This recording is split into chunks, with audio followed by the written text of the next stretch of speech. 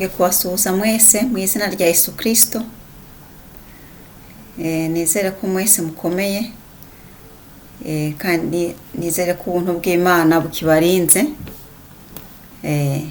Muri kano kanya nongeye kwishimira ko Imana yongeye kumpa kano kanya ko kongera gusoma mu byanditswe byera.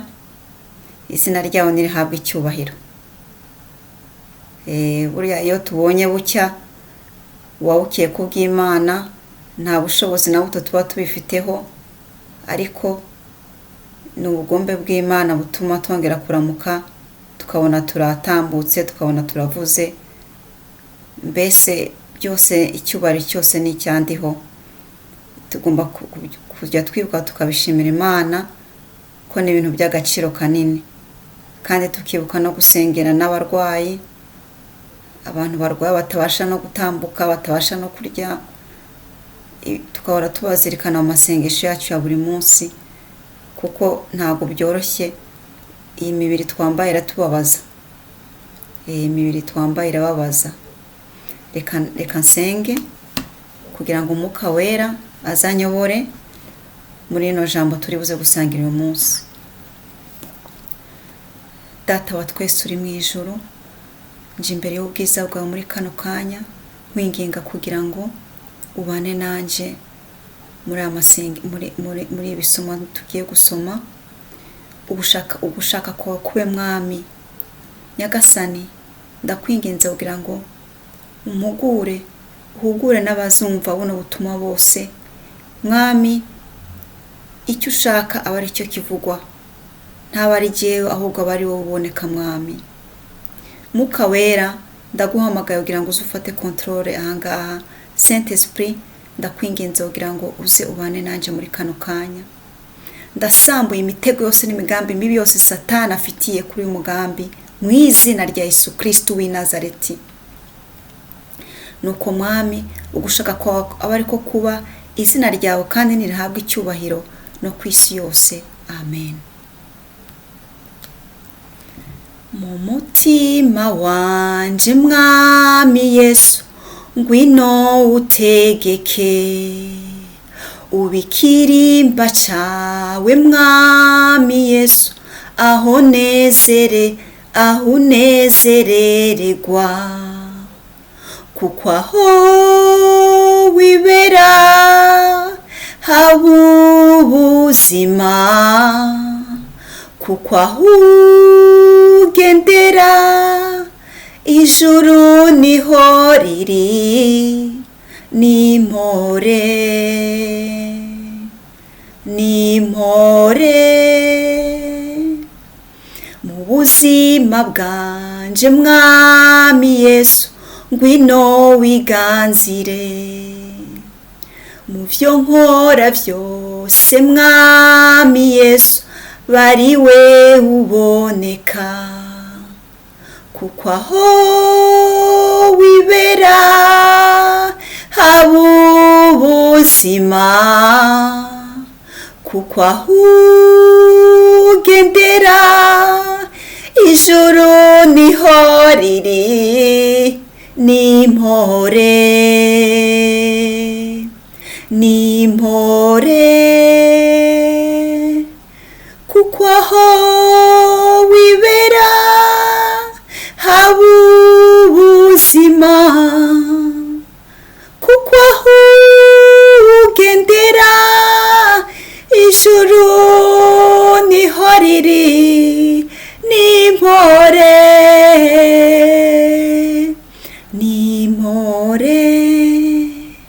Haleluya, amen.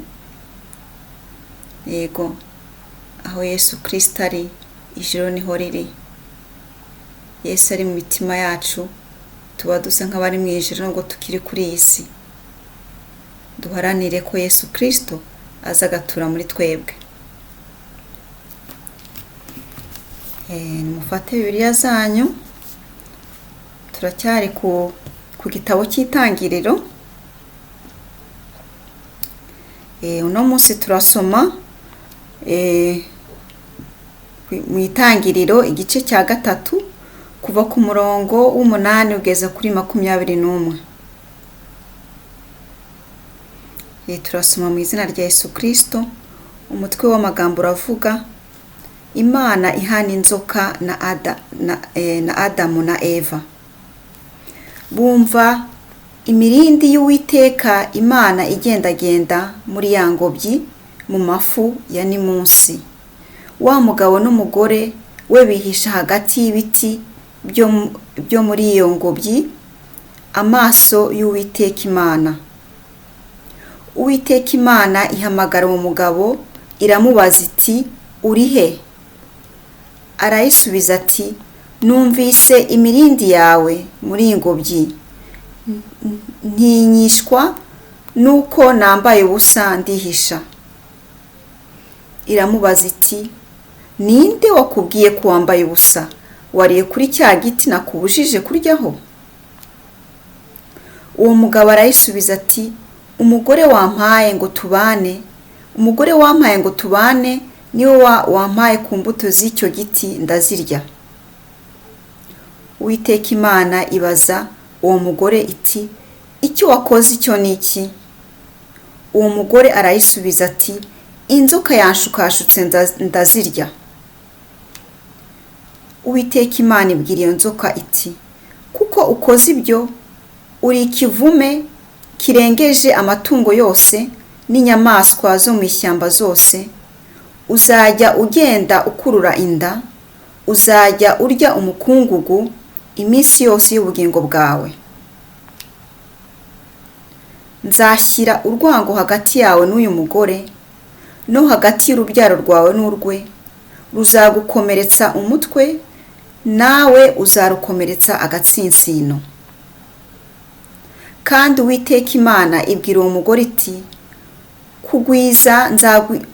kugwiza nzagwiza cyane umubabaro wawe ufite inda, uzajya ubyara abana ubabara, kwifuza kwawe kuzaherera ku mugabo wawe nawe azagutwara. Na Adamu iramubwira iti ubwo wumviye umugore wawe ukarya ku giti nakubujije ko utazakiryaho, uzaniye ubutaka kuvumwa. Iminsi yose yo kubaho kwawe uzajya urya ibibuvamo ugombye kubiruhira, uzajya wukumereramo imikeri n'ibitovu, nawe uzajya urya imboga zo mu murima. Gututubikana ko mu maso hawe niko kuzaguhesha umutsima, urinde ugeze ubwo uzasubira mu butaka, kuko arimo wakuwe. Uri umukungugu, mu mukungugu nimo uzasubira. Uwo mugabo yita umugore we Eva, kuko ari we nyina w'abafite ubugingo bose. Uwiteka Imana iremera Adamu n'umugore we imyambaro y'impu irayibambika. Turakomeza dusoma mu Itangiriro ahangaha nyine igice cya 3 kuva kuri 22 kugeza kuri ku murongo wa 22 kugeza ku murongo wa 24. Uwiteka umutwe w'amagambira uravuga ngo Imana ikura Adamu muri Edeni. Uwiteka Imana iravuga iti dore uyu muntu ahindutse nk'imwe yo muri twe kubyo kumenya icyiza n'ikibi. Noneho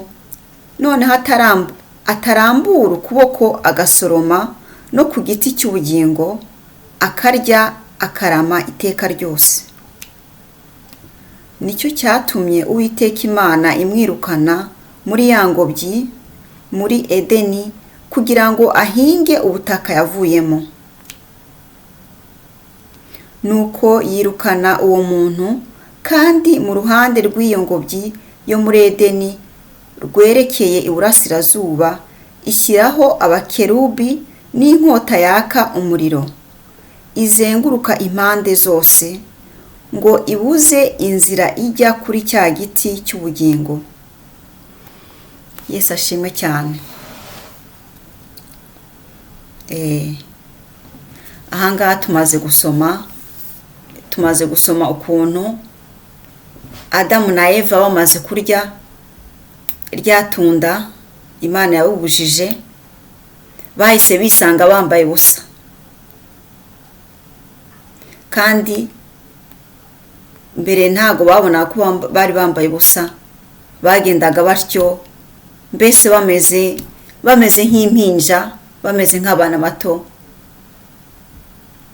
nta problem, nta kibinona, nta nubwo bari babona ko bambaye ubusa, kuko bari batwikiriwe n'ubwiza bw'Imana.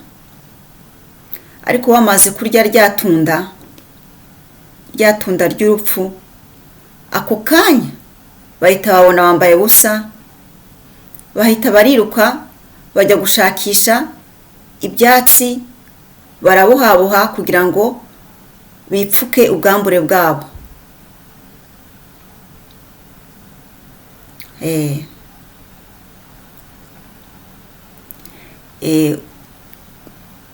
Aho ngaho dushobora kwibaza impamvu bumvise bahise babona bambaye ubusa, kandi mbere ntago babonaga ko bambaye ubusa. Biberaga aho ngaho muri Edeni bishimye, mbese bameze nk'uduhinja, batabona, mbese bamerewe neza. Ariko bamaze kurya icyo cyamwa cy'urupfu, ako kanya babona bambaye ubusa, kuko ubwiza bw'Imana bwari bamaze kubavaho.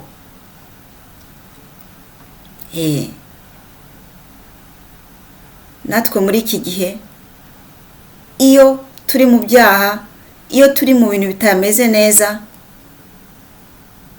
tuba twambaye ubusa, kandi tubimenyeshwa yuko ari roho yacu ibitubwira. Dushobora kwambika uyu mubiri, tukawambika uko dushaka kose, ariko mu buryo bwo muri roho yacu iba yamaze gupfa kera. Iyo turi mu cyaha, roho yacu iba yamaze kwambara ubusa. Ubwiza bw'Imana uba bwamaze kutuvaho kera, kuko umwambaro wo gukiranuka tuba twamaze kuwamburwa. Ntagahinda cyane, kuko kuri iyi si, twege abantu tuba kuri iyi si, akenshi twita ku mibiri yacu, tukita uko umubiri wacu ugomba kwambara, tukawugaburira, tukagira gute, ariko roho yacu ari ifite agaciro mu maso y'Imana, ariyo roho yakagomba gutegeka uyu mubiri. Ariko twe turabicurika, aho ugasanga uyu mubiri niwe utegetse iyi roho. Uwiteka adufashe cyane kumenya roho yacu yambaye ubusa. Iyo turi mu cyaha, roho yacu yambara ubusa, nuko bimeze. Tukumva agahinda, tukumva umubabaro, tukumva ubwoba. Ibyo byose ni resulta yuko roho yacu yambaye ubusa. Iyo roho yacu yambaye nka kuriya Adamu na Eva bari bambaye, duhita tuba nk'abana bato mitima. Duhita nko umwana ufite umwaka umwe cyangwa imyaka 2 aba ari innocent, niko tuba twumva tumeze. Karoho kacu kaba kambaye ubwiza bw'Imana. Ariko kubera ibintu byinshi duhura kuri iyi si, kubera imyitwarire yacu, ukuntu twitwara, tugwa mu byaha, tukarya ya matunda y'urupfu, hanyuma tugahita twambara ubusa, ubwiza bw'Imana bukadusohokamo. Uwiteka adufashe cyane. Hanyuma Imana igiye gusura Adamu na Eva nk'uko yari isanzwe ibasura, ako kanya Adamu na Eva barihisha.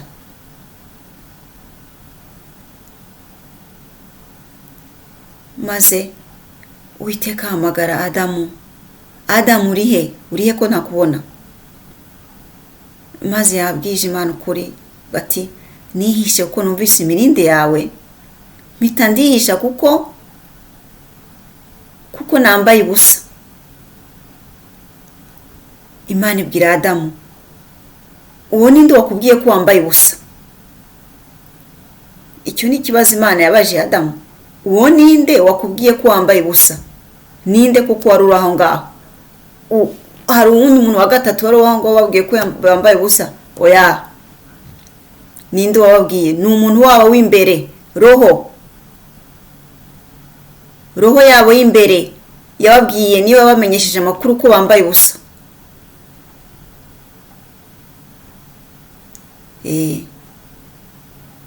Hari umuntu twambaye w'umubiri, ariko hari n'uwo umuntu uri imbere ari wo witwa roho. Uwo roho twambaye, uyu mubiri utwikiriye roho yacu. Sasa rero ayo makuru bayamenyeshejwe n'umuntu roho. Umuntu roho Adamu yari yambaye niwe yamumenye, na Eva umuntu we yari yambaye wa roho uwo nguwo niwe wamenyesheje situation yabo uko wambaye ubusa. Kuko ni by'ukuri roho yababwije ukuri, tinambaye ubusa. Yari yambaye ubusa nyine, kuko ikanzu yo gukiranuka bari bamaze kuyamburwa. Kubera iyo icyaha kije, ubwiza bw'Imana butuvaho. Nuko nguko bimeze. Aho ngaho rero Imana ije kubagenderera, nibwo Adamu yahise atangira kwisigura.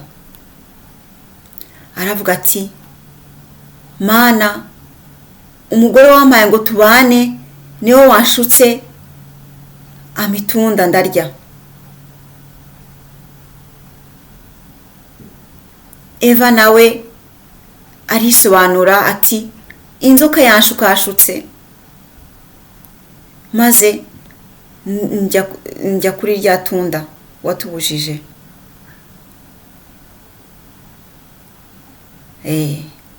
Babwiye amakuru Imana uko babigenjeje, ariko Imana yari yamaze kubabona kera. Imana yari yamaze kubona ibyo barimo gukora. Ariko yarababajije tout de même. Imana yarababajije kuko bagomba gukonfesa, bagomba kwatura n'umunwa wabo ibyo wakoze. Icyo ngicyo tugomba kugikoresha natwe. Uko dukoze icyaha, tukatura ibyaha byacu, tukatura kugira ngo tubabarirwe. Imana yabamaze kutubona ko twakoze ibyaha, ibamaze kwibona nyine, ariko iba yifuza kugira ngo twature ibyaha byacu tubabarirwe.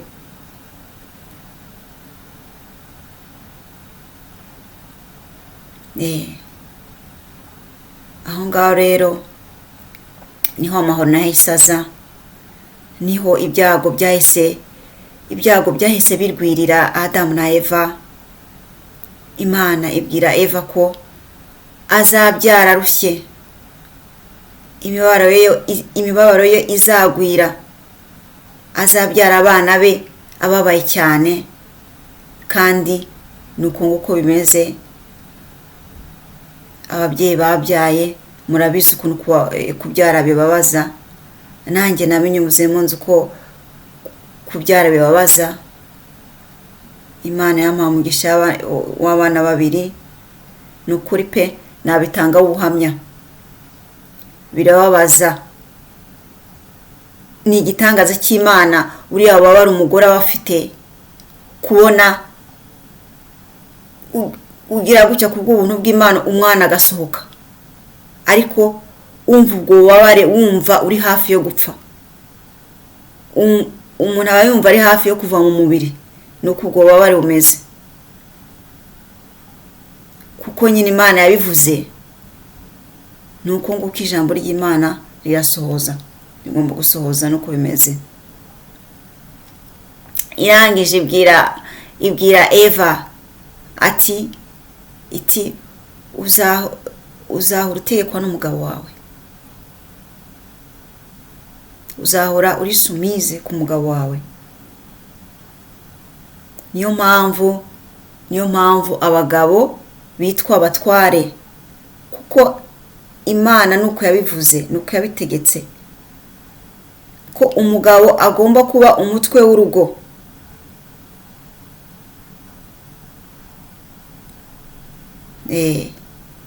Nubwo umugore yaba ahembwa amafaranga menshi, nubwo rwose kurenza umugabo, nubwo rwose umugabo yaba akora, bambe umugore akora umugabo adakora, ni hahandi umugabo azahora ari umutwe w'urugo. Ntago umugore ashobora kwishyira mu kibanza Imana itamushizemo ngo abe umutwe w'urugo kuko ngo afite amafaranga menshi kurenza umugabo, kuko umugabo ari umushomeri. Ibyo byose ntago bishoboka. Waba uhembwa menshi kurenza umugabo wawe, waba umugabo wawe ari umushomeri, byose ni kimwe. Umugabo azahorana iyo autorité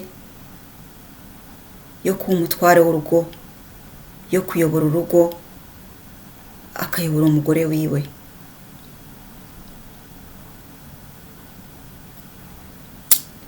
Hariho abatabyishimira nyine, batabyishimira, batazi Imana, mbese umugore akumva ko afite power, umugore ako gaceceka, mbega agatreta umugabo wiwe nabi kubera yumva ko nyine akamera nk'ikintu, akamera uko Imana itamugize. Imana ifite uko yatugize, kandi uko nguko yatugize tugomba kubigenderamo, kuko nibyo bishimwa n'Imana, nibyo bifite agaciro mu maso y'Imana.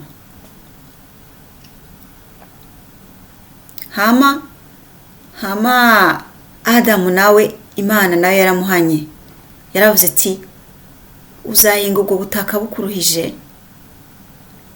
Mbese kugira ngo ubone umugati uzabanza wibira kuya kabisa, ukorewe umugati wo kurya uzabona bikuruhije.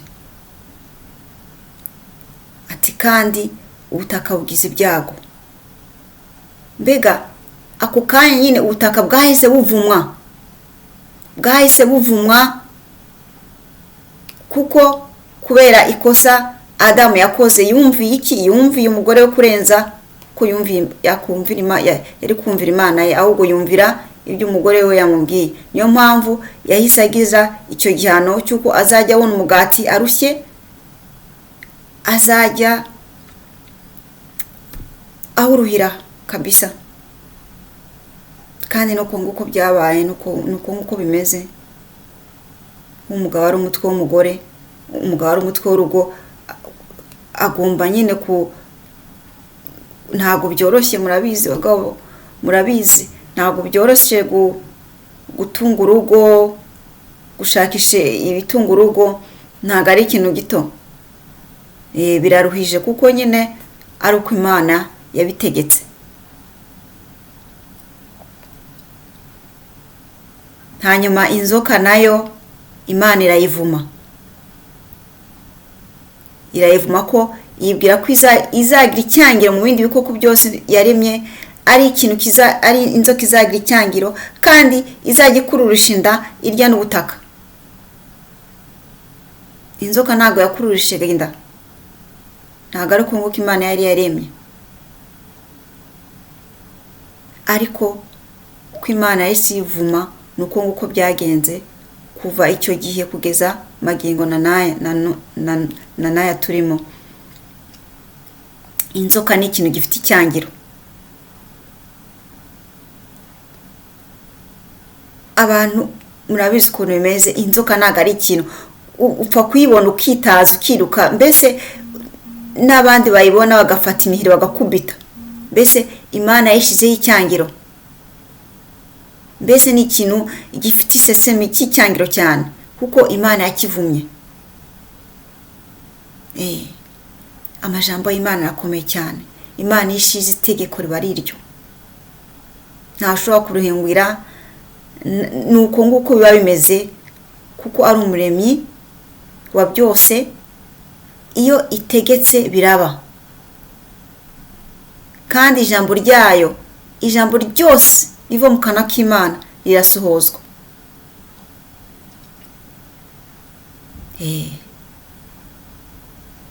ako kanya bamaze kubona ibyo bihano byose birukanwa muri Edeni mu ngobyi ya Edeni, aho mbese bari muri paradizo yabo, nta miriho, nta mibabaro, ntacyo binonaga, bameze nk'utwana dutonya. Birukanwa muri Edeni bajya kuruha.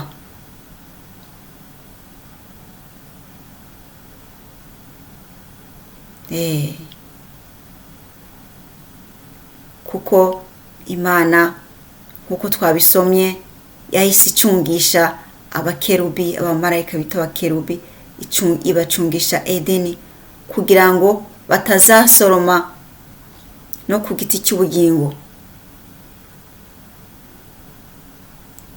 Kandi iyo bagisoromye bakakiryaho nacyo ntago bari kuzapfa, bari kubaho ibihe n'ibihe. Namwe mwimagine kuba muri isi y'imiruho, imibabaro, intambara, iki ntunapfe, umuntu ntanapfe, ko gupfa ntago ari ikintu abantu bishimira mu bisanzwe, ntago ari ikintu abantu twishimira, kuko umuntu arapfa ukaba utazongera kuzamubona mpaka nyine ibihe n'ibihe.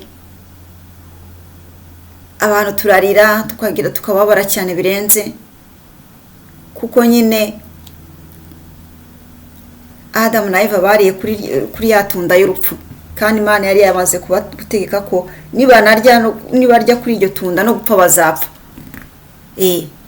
Ibaza rero iyo basoroma no ku giti cy'ubugingo bakabaho iteka ryose. Ibaze twari kuba kuri isi mu mibabaro, mu miruho, mu ntambara, byose ibyo tuzi, imiruho yose tukayigumamo mpaka.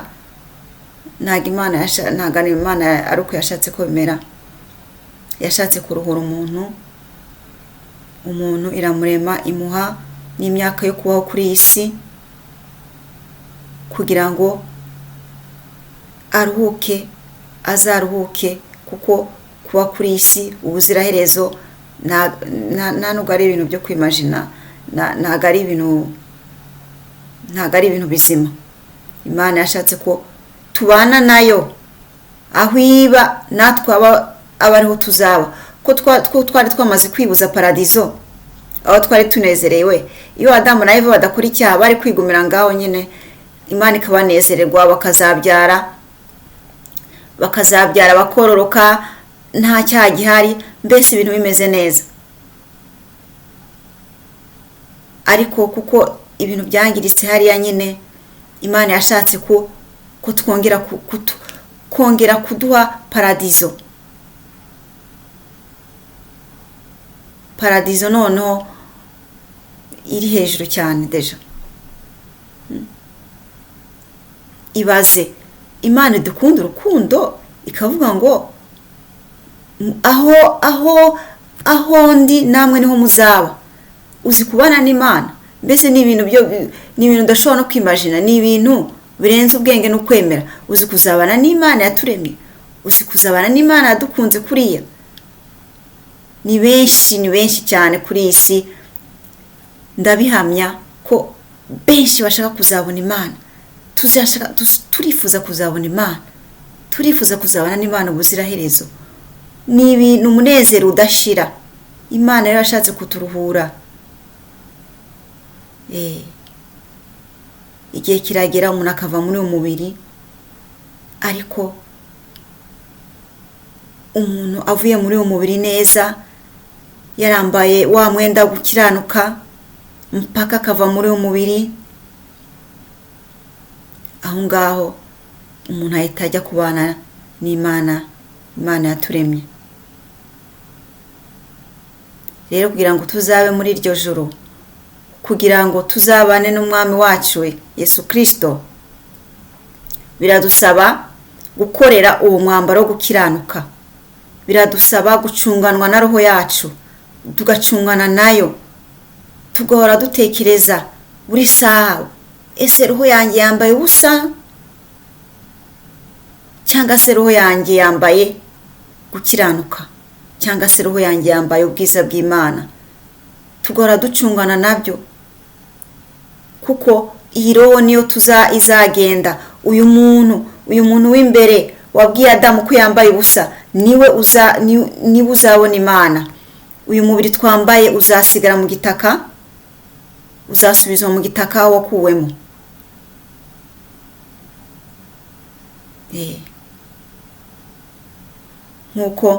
Nkuko mu Migani 4 umurongo wa 23 uvuga ngo turinde imitima yacu kuruta ibindi byose birindwa, ngo kuko ariho iby'ubugingo bikomokaho. Roho yacu nibwo butunzi dufite. Dushobora kwibesha ngo ubutunzi dufite n'amafaranga dufite mu makonte ni ibintu bifatika. Biriya byose bizasigara ahangaha, ahubwo Imana ibishaka kugira ngo tubibemo, ariko tubikoreshe kubw'icyubahiro cyayo, tubikoreshe neza, tubikoreshe umurimo w'Imana, dufasha abatishoboye, tubikoreshe kubw'icyubahiro cy'Imana. Kuko umunsi roho yavuye muri uyu mubiri uzongera usubira mu gitaka wakuwemo, hanyuma roho isanga Imana niba yambaye umwenda wo gukiranuka, niva muri uyu mubiri, roho yacu niva muri uyu mubiri yambaye ubusa, namwe murumva nta espoir yo kuzabona Imana iyo roho izaba ifite. Ni ikintu kinini cyane kuzabona Imana, ni ikintu kirenze uko umuntu ashobora kubitekerezaho. En plus de ça, tukazabana n'Imana muri eternité, ibihe n'ibihe bidashira. Ibaze roho yacu igasohoka muri umubiri yambaye ubusa, ikisanga muri gehenomu, ibihe n'ibihe, eternité, ibihe bidashira. Nta nubwo ari ibintu byo kwimagina. Umwami Yesu Kristo abiturinde kabisa, abiturinde mu gihe kidutijije umubiri. Twite kuri leta ya roho yacu, iyi roho yacu ari izabona Imana. Tuzajya dusuzuma ko yambaye ubusa cyangwa se yambaye yakanzu yo gukiranuka.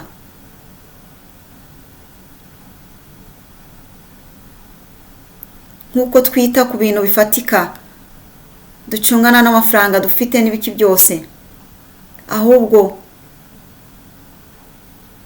Imana iduha ubwenge bwo gucunganwa ni roho yacu, kuko isaha n'isaha igihe Imana ibishakiye iyi roho izasohoka muri uyu mubiri, hanyuma ijye kubona Imana niba ari roho yambaye, cyangwa se niba ari roho yambaye ubusa yisange gehenomu. Uwiteka adutabare bavandimwe. Reka dukomeze kwinginga, reka dukomeze dusenga Imana, reka dukomeze twicuza ibyaha, dukomeze tube ku mavi, tube ku birenge bya Yesu Kristo, nka kuriya Mariya ari ku birenge bya Yesu Kristo, yumva ijambo ry'Imana. Marita wavukana akagira ishyari, akifuza ko Mariya aza kumufasha imirimo. Marita yari busy no gutegurira abashitsi, ariko Mariya yari yabonye aho agakiza kari. Niyo mpamvu Marita yabaye finalement obligé yo kubaza Yesu, ese wabwiye umuvukanyi wanje akaza kumfasha? Yesu akavuga ati, Marita ati yabaruzi icyo Mariya yagutanze. Kuko Mariya yarimo kwambika roho yiwe, ayambika agakiza.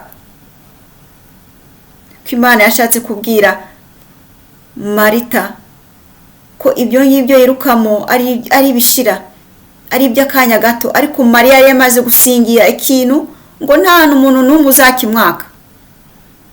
None Satani ise kutwica, ishaka kutwica, ishobora kukwica ukava muri umubiri, ariko ntabwo ishobora kwambura ikanzu wambitswe, ikanzu yo gukiranuka. Ntabwo bishoboka. Yakwiciye umubiri w'igitaka ugapfa nyine, ariko roho ntabwo Satani afite kuyikoraho, nta bushobozi bifitiyemo.